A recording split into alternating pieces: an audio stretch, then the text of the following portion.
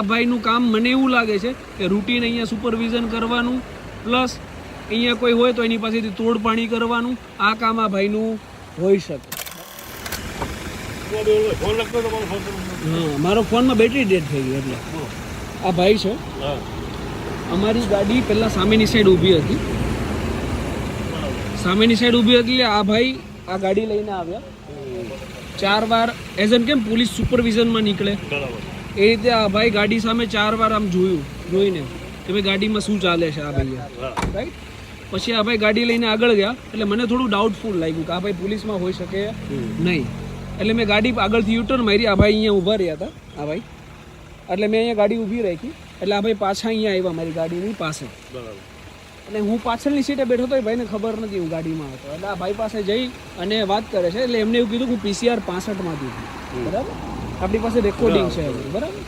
તો PCR 65માંથી આ ભાઈ છે નહીં, આ ભાઈ પોલીસમાં પણ છે નહીં, ગાડીમાં નંબર પ્લેટ પણ નથી, ગાડીમાં દંડો રાખ્યો છે, આખા લુક મેન્ટેન રાખે છે પોલીસ જેવો, બરાબર. અને જ્યારે ઇન્ક્વાયરી કરી એટલે એણે મને એવું કીધું કે હું ગૌરક્ષકમાંથી કોઈ પ્રમુખ છું અને મારું કામ છે અહીંયા દેખરેખ રાખવાની. મેં તો તમને એવું કોઈ પરવાની આપ્યું હોય કોઈએ તો અમને જણાવો, એવી કોઈ પણ વસ્તુ છે નહીં. એટલે આ ભાઈનું કામ મને એવું લાગે છે કે રૂટીન અહીંયા સુપરવિઝન કરવાનું પ્લસ અહીંયા કોઈ હોય તો એની પાસેથી તોડપાણી કરવાનું આ કામ આ ભાઈનું હોઈ શકે, બરાબર. એટલે આમણે જે ખોટી પોલીસની ઓળખાણ આપી, જે ગાડીમાં દંડો રાખ્યો છે, ગાડીમાં નંબર પ્લેટ નથી, એ અંતર્ગત આ ભાઈ ઉપર તમામ કાર્યવાહી થવી જોઈએ, આપણી એવી વિનંતી છે, બરાબર.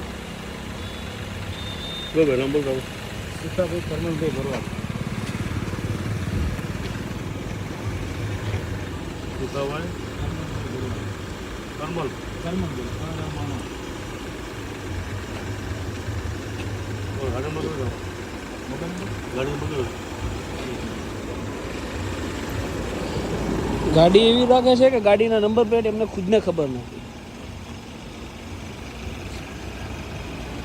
ગાડીની નંબર પ્લેટ સાચી છે કે ખોટી એ પણ તપાસ કરાવો.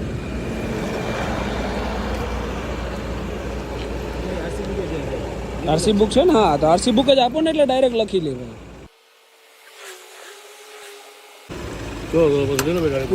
આમની ગાડી લઈ લેજો. પેલા તો આમનું છે ને હેલ્મેટ, આ નંબર પ્લેટ નથી એના પેલું ચલાણ બનાવજો. હા, બસ બસ. અને બાકી બધું હું આવું, બરાબર. ચલો લઈ લો.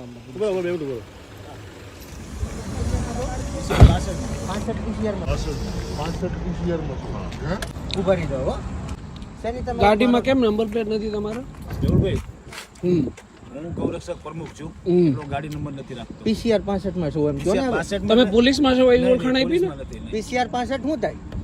PCR 65 નો મારો મિત્ર છે. હા હા, મિત્ર. એક મિનિટ હવે મારું સાચું ઓલું મેં ન કીધું તમને. તમે પોલીસની ઓળખાણ કેમ આપો છો? એટલે સાહેબ ડાયરેક્ટ પૂછ્યું એના હિસાબથી મેં કીધું તમને. ઓકે, તમારી ગાડીમાં નંબર પ્લેટ કેમ નથી? નંબર પ્લેટ સાહેબ હું ગૌરક્ષક પ્રમુખ છું એટલે નંબર પ્લેટ નથી રાખતો. એટલે તમે ગૌરક્ષક પ્રમુખ એટલે તમને લાયસન્સ મળે, નંબર પ્લેટ નહીં રાખવાનું? ના એવું નથી, મારે જોખમનું કામ હોય ને સાહેબ એના હિસાબથી. એટલે નંબર પ્લેટ નહીં રાખવાનું? જોખમનું કામ હોય એના હિસાબથી નથી રાખતો. તમે વોચ શું રાખો અહીંયા? તમારું કામ શું છે? મારું સાહેબ બાતમી મળે ને એટલે ગાયોને હાથે ગાડી નીકળતી એટલે તમારે ગાડીઓમાં જોવાનું કામ છે તમારું? હા, ગાડીઓ ગાયો ભરીને. આ કામ તમને કોણ આપે?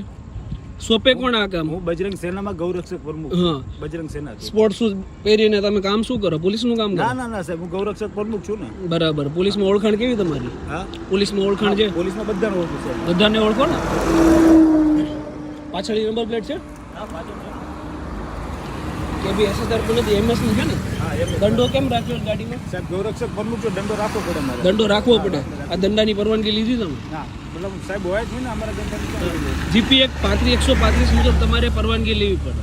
હા, આ દંડો તમે ના રાખી શકો. આ કાયદો સમજાવું તમને. હા, 100 નંબર ડાયલ કરો અને ગમે ત્યારે વાહન ચાલકો આગળ મનમાની ના ચલાવો. નામ શું તમારું? મારી વાત સાંભળો સાહેબ, મને નામ શું તમારું? સુખાભાઈ કરમણભાઈ ભરવાડ. સુખાભાઈ ભરવાડ. હા, વાહન ચાલકો આગળ મનમાની ના ચલાવો. તમારે 4-wheel ગાડી ઊભી હતી ને? સાંભળો, આ 4-wheel ગાડી ઊભી હતી ને, તમે 3 વાર પાછળ ફરીને જોયું ગાડીમાં, રાઈટ?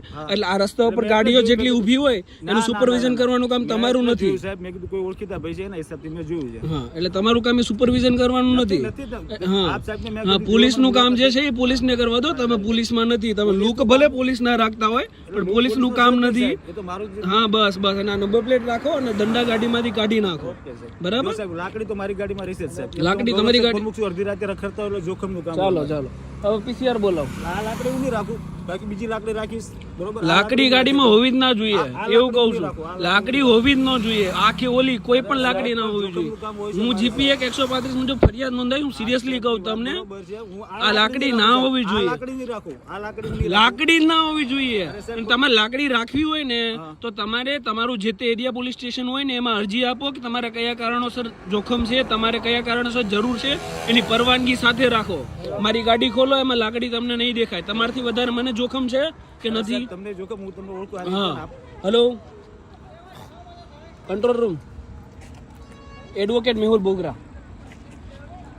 એડવોકેટ મેહુલ બોગરા બોલું. હું અત્યારે આઉટર રિંગ રોડ પર છું અને અહીંયા એક ભાઈ છે જે નંબર પ્લેટ વગરની એમની પાસે ગાડી છે અને ગાડીમાં દંડો રાખેલો છે. પીસીઆર ઓગણચાલીસ. હા હા, કડોદરા, એટલે સારોલી પોલીસ સ્ટેશન લાગશે.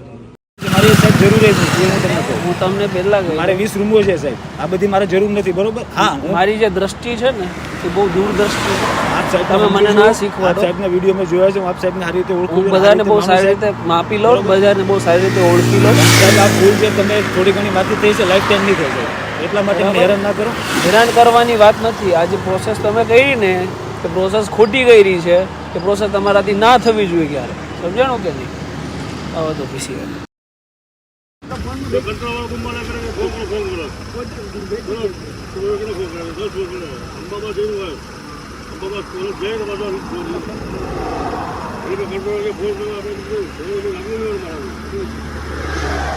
Thank you.